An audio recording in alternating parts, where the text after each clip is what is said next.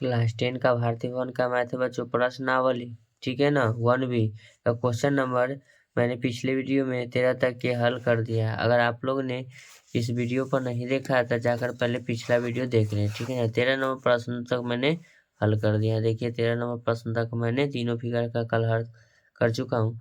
आज 14 नंबर प्रश्न का हल करूंगा। 14 नंबर प्रश्न कहता है दो समरूप त्रिभुजों की अर्ध परिमाप क्रमशः 60 सेंटीमीटर और 40 सेंटीमीटर है। तो पहले त्रिभुज की एक भुजा 20 सेंटीमीटर, ठीक है, तो दूसरे त्रिभुज की संगत भुजा की लंबाई ज्ञात कीजिए। चलिए क्वेश्चन लिख लेते हैं। क्वेश्चन नंबर 9 डन करते हैं बच्चों।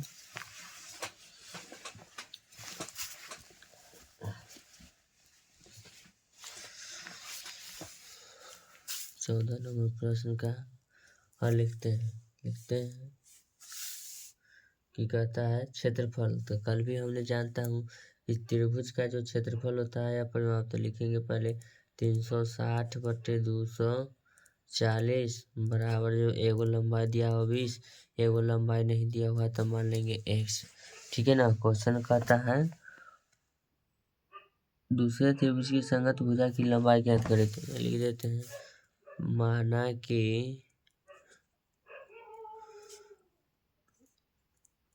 दूसरे त्रिभुज की संगत भुजा बराबर x, ठीक है। मैंने x मान लिया। जो पहला क्षेत्रफल है उसको दोनों को बटा कर दिए, बराबर लिखेंगे एगो भुजा 20 सेंटीमीटर, भुजा का बटा भुजा क्षेत्रफल के बटा के अनुपात यानी क्षेत्रफल का अनुपात हो जाएगा, ठीक है बच्चों। इसको हम 0 से 0 काट देंगे, 6 से 6 बार में कटेगा, 6 से 4 बार में कटेगा, 2 से 2 बार में कटेगा, 2 से 3 बार में कटेगा, ठीक है बच्चों। तो चलिए इसको लिखते हैं 3/2 बराबर 20/x। कोई दिक्कत नहीं है। चलिए इसको क्रॉस मल्टीप्लीकेशन कर देते हैं। 3 × 3x बराबर लिखेंगे 20 × 2, तो x बराबर लिखेंगे 20 × 2/3 बराबर 20 × 40/3, 13 × 39 यानी 13.1/3 इसका आंसर हो जाएगा। दूसरे त्रिभुज की संगत भुजा की लंबाई x माने तो x बराबर 13.1/2 है। चलिए अब दूसरा नंबर सवाल क्या कहता है, चलिए देखते हैं। दूसरा नंबर सवाल कहता है बच्चों ध्यान दीजिएगा, कहता है दो समरूप त्रिभुजों का क्षेत्रफल क्रमशः 81 सेंटीमीटर स्क्वायर और कहता है 49 सेंटीमीटर स्क्वायर है। यदि पहले त्रिभुज का शीर्षलंब 6.3 है, ठीक है ना, तो दूसरे त्रिभुज के तदनिरूपी यानी एक जैसा कहता है शीर्षलंब की लंबाई ज्ञात कीजिए। चलिए दूसरे शीर्षलंब का ज्ञात करते हैं। तो 14 का दूसरा नंबर सवाल के पास चल रहे हैं, ठीक है बच्चों। 14 के दूसरा नंबर प्रश्न क्या कहता है, लिखेंगे दो समरूप त्रिभुज के क्षेत्रफलों का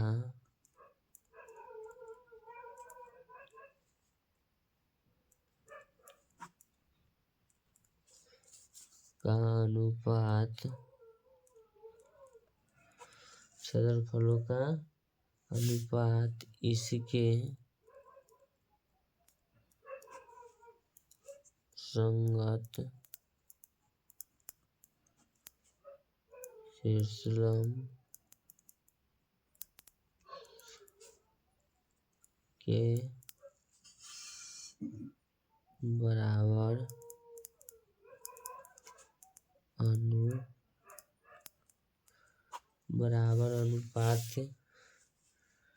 के वर्ग के बराबर होता है, ठीक है बच्चों। लिखेंगे एगो है क्षेत्रफल 81 और बटा में एगो हो जाएगा 49 बराबर लिखेंगे 6.3 एगो भुजा मालूम नहीं थे क्या मान लेंगे x, ठीक है ना। दूसरे त्रिभुज की शीर्षलंब बराबर x लिख देते हैं। माना कि दूसरे त्रिभुज के शीर्षलंब बराबर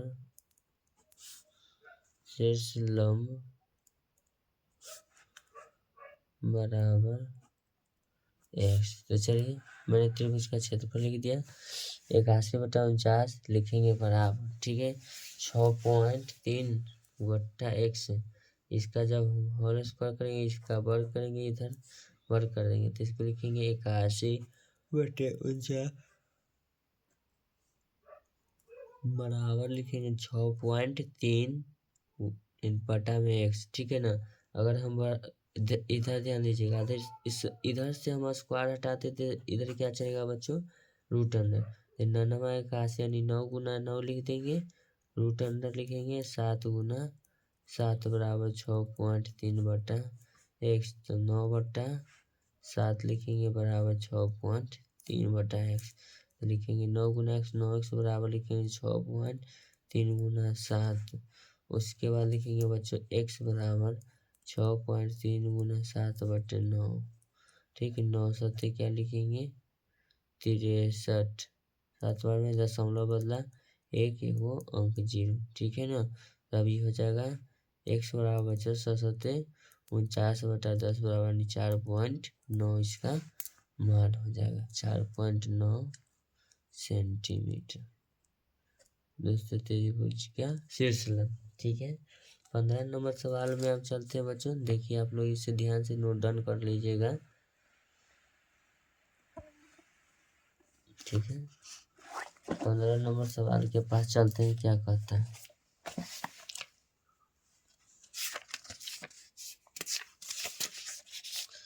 देखिएगा बच्चों 15 नंबर सवाल कहता है P और Q क्रमशः त्रिभुज, क्या कहता है, क्रमशः त्रिभुज ABC की भुजाओं AB और AC पर बिंदु है, ठीक है ना। अच्छा बात है।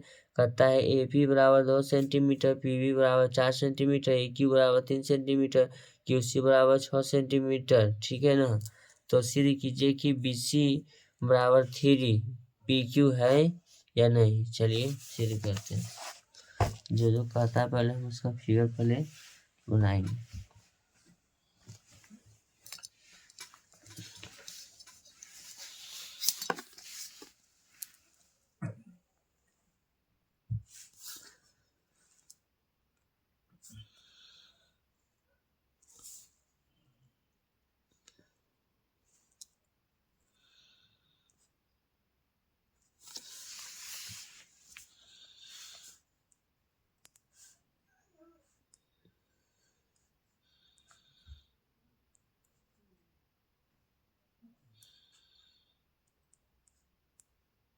देखिएगा क्वेश्चन में क्या कहता है, पी क्यू क्रमशः त्रिभुज ABC की भुजा में AB और AC पर बिंदु है, कौन, P और Q।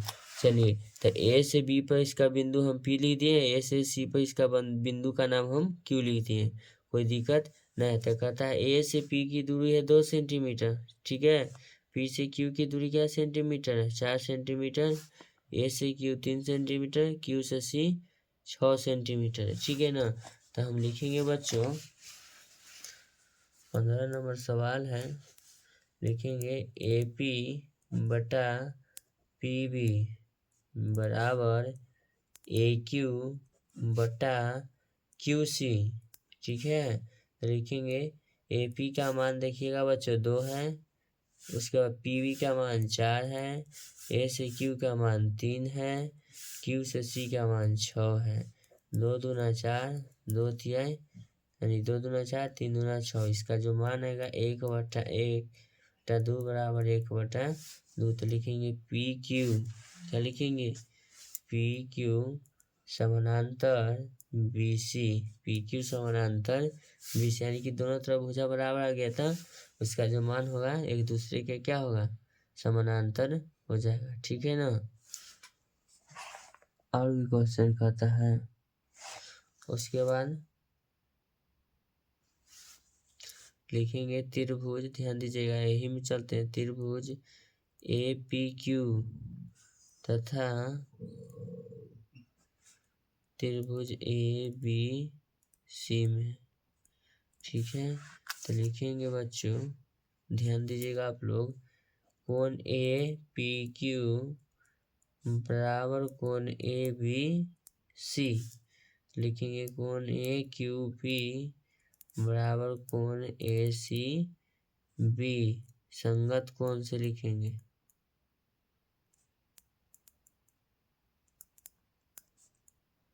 संगत कोण। ठीक है, फिर लिखेंगे त्रिभुज ए पी क्यू सर्गवान समान की सवांग लगभग समान है। ठीक है ना, त्रिभुज ए बी सी ए यानी एंगल समरूप है, एंगल समरूप। ठीक है, उसके बाद देखिए क्या लिखते हैं, अब लिखेंगे ए पी, ध्यान दीजिएगा क्या लिखेंगे,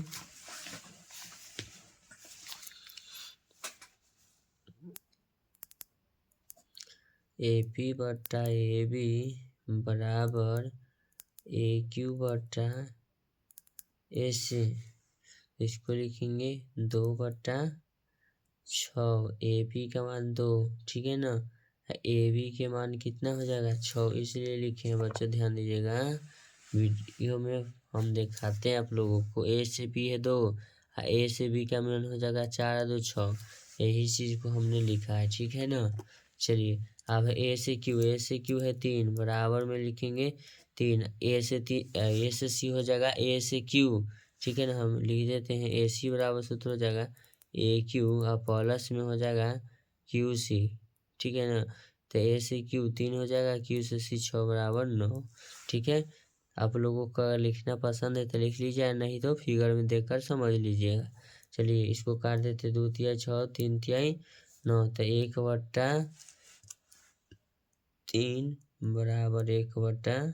देखिए ये भी मान क्या है, बराबर आ गया ना। चलिए अब आगे क्या कहता है, इसी में हमको लाना क्या था, चलिए लाना ये है, हम सबसे पहले लिखेंगे बच्चों ए पी बटा क्या लिखेंगे ए बी, क्या लिखेंगे ए बी बराबर पी क्यू बटा बी सी, क्या लिखेंगे बच्चों बी सी। तो देखिएगा ये हो जाएगा 2, ए से बी हो जाएगा कितना 6, और बराबर हमको लिखना है पी क्यू नहीं मानते, पी क्यू को पी क्यू छोड़ देते हैं, और बी सी के भी मान बी सी ए छोड़ देते हैं।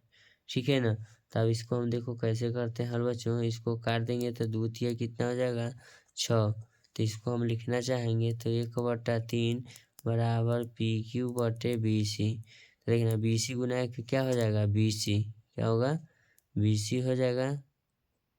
ठीक है, बराबर 1 यानी 3 गुना पी क्यू यानी कि 3 पी क्यू हो जाएगा। यही ना हमको सिद्ध करना था, तो लिख देंगे सिद्ध हुआ या प्रूव्ड हुआ, सिद्ध हुआ। ओके बच्चों, चलिए अब 16 नंबर प्रश्न के पास चलते हैं। 16 नंबर प्रश्न क्या कहता है,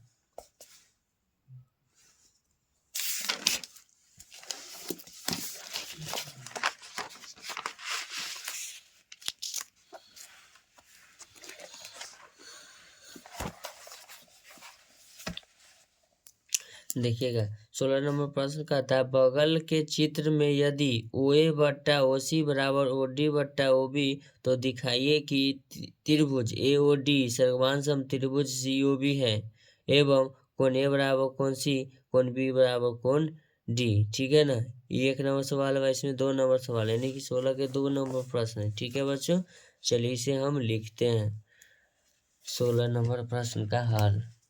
16 नंबर प्रश्न में सबसे पहले हम फिगर को बनाएंगे।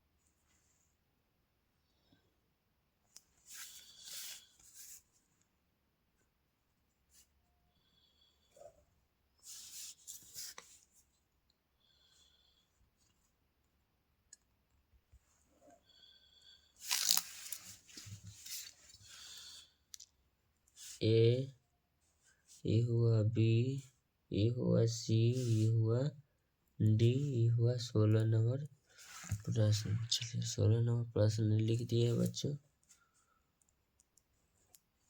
देखिएगा तो हम लिखते हैं जो सिद्ध करना है तो हम लिखते हैं ओ ए। क्या लिखेंगे? ओ ए बटा ओ सी बराबर ओ डी बटा ओ बी। फिर नीचे लिखेंगे त्रिभुज ए ओ डी, ठीक है, और त्रिभुज सी ओ बी। त्रिभुज इसका नाम ओ दे देते हैं, सी ओ बी, यानी कि जो ओ जो बिंदु है बच्चों ये मेरा दोनों त्रिभुज में क्या है? उभयनिष्ठ है, ठीक है। चलिए उभयनिष्ठ है, आगे लिखते हैं। तो लिखेंगे बच्चों यहाँ कोण ए ओ डी बराबर कोण बी ओ सी शीर्षाभिमुख कोण से, ठीक है ना, शीर्षाभिमुख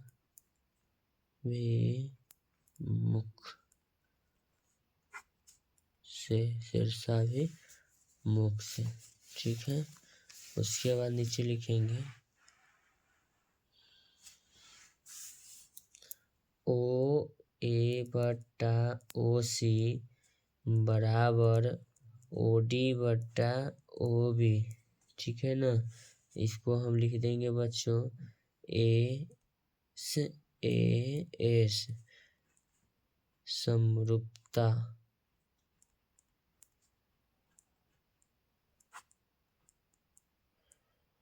समरूपता से, ठीक है।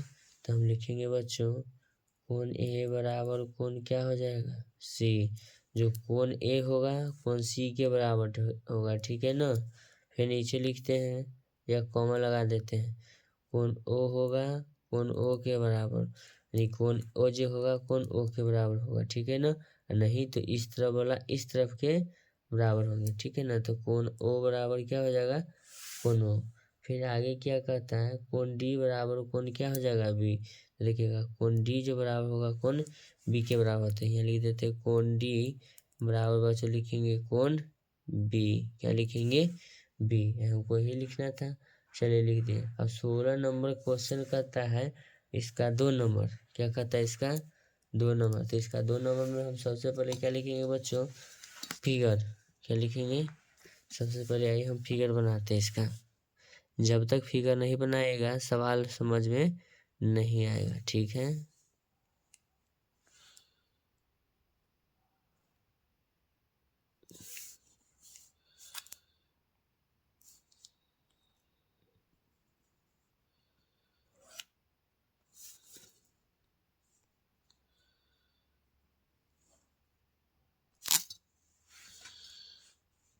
देखना बच्चों, इसका नाम है ए, इसका नाम है बी, इसका नाम है सी, इसका नाम क्या है?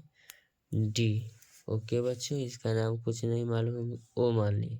तो जो ई भुजा होगा इसके बराबर, ठीक है। देख लेते क्वेश्चन, हाँ ठीक, ई भुजा होगा इसके बराबर, ये भुजा जो होगा इसके बराबर, ठीक है। तो नीचे लिखते हैं इसी चित्र में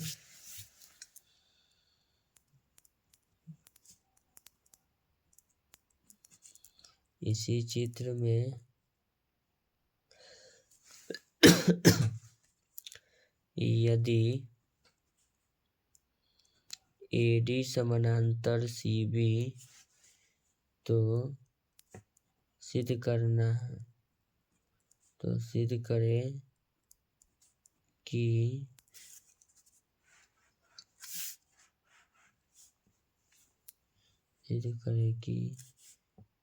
त्रिभुज AOD सर्गवांशम AOD सर्गवांशम AOD नहीं हो, जगह कम नीचे लिखते हैं AOD सर्गवांशम त्रिभुज BOC, यही हमको सिद्ध करना है, ठीक है ना। चलिए तो हम लिखेंगे AD, क्या लिखेंगे? ए डी समानांतर बी सी, तो देखिएगा ए और डी समानांतर हो जाएगा बी और सी के। फिगर देखिएगा ए डी समानांतर हो जाएगा बी और सी के, ई भुजा इसके समानांतर हो जाएगा। ठीक है बच्चों, तो हम नीचे लिखेंगे त्रिभुज, क्या लिखेंगे, त्रिभुज ए ओ डी और त्रिभुज बी ओ सी। ठीक है, तो नीचे हम लिखेंगे बच्चों कोण ए बराबर कोण क्या लिखेंगे, कोण बी, क्या लिखेंगे, एकांतर कोण से, इस कोण से, एकांतर से, एकांतर कोण से या एकांतर से, आप लोग समझ जाइएगा। फिर लिखेंगे कोण डी बराबर कोण क्या लिखेंगे, सी, एकांतर कोण से, इसका मतलब होता है सेम।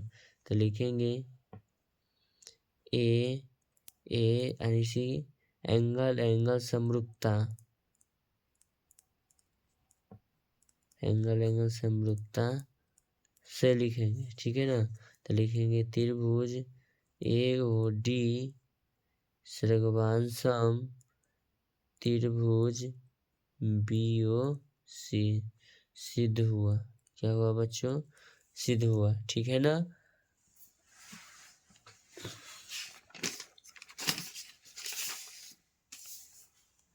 अगर 17 नंबर वीडियो को देखना चाहते हैं, चलिए 17 नंबर वीडियो को बनाते हैं क्वेश्चन। सेटअप हो गया पेज।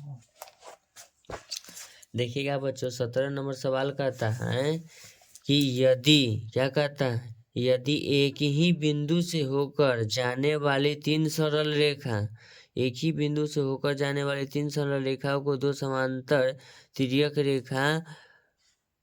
रेखाएं क्रमशः, इधर भी क्या है, ए बी सी तथा पी क्यू आर बिंदुओं पर काटे, तो साबित करे कि ए बी अनुपात बी सी बराबर पी क्यू अनुपात क्यू आर। ठीक है, चलिए हम फटाफट इसे हल करते हैं।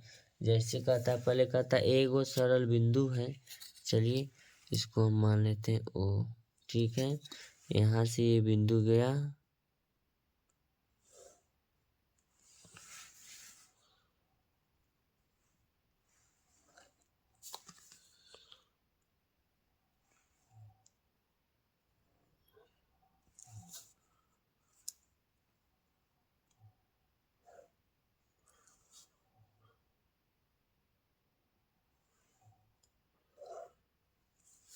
हो गया, इसका नाम ओ दे दिए, इसका नाम है ए, इसका नाम हम दे देते हैं बच्चों बी, इसका नाम दे देते हैं सी, पॉइंट के ए बी सी हो गया।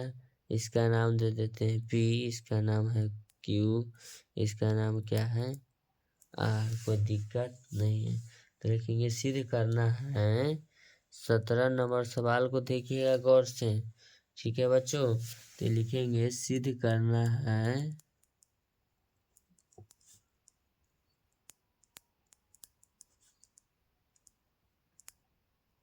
सिद्ध करना है कि, क्वेश्चन थोड़ा देखते हैं।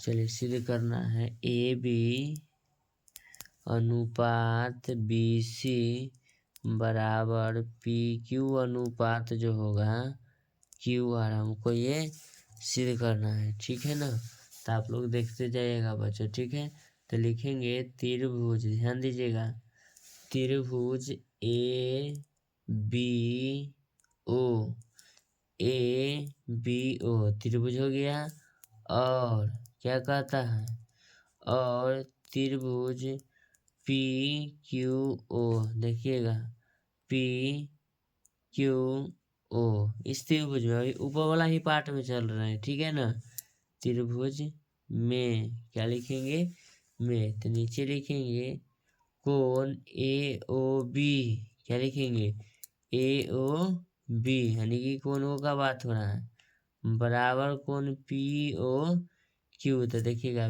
पी ओ क्यू यानी कि दोनों का जो कोण आ रहा है ए से रिलेटेड है। ठीक है ना, इसीलिए दोनों क्या हो गया, बराबर हुआ, यानी कि कॉमन, कहेंगे वही निष्ठ है या कॉमन है। ठीक है ना, यानी कि कॉमन में दोनों जगह सेम होना चाहिए। उसके बाद लिखेंगे कोण ए ओ न ABO लिखेंगे, ABO बराबर लिखेंगे कौन, PQO, संगत कोण।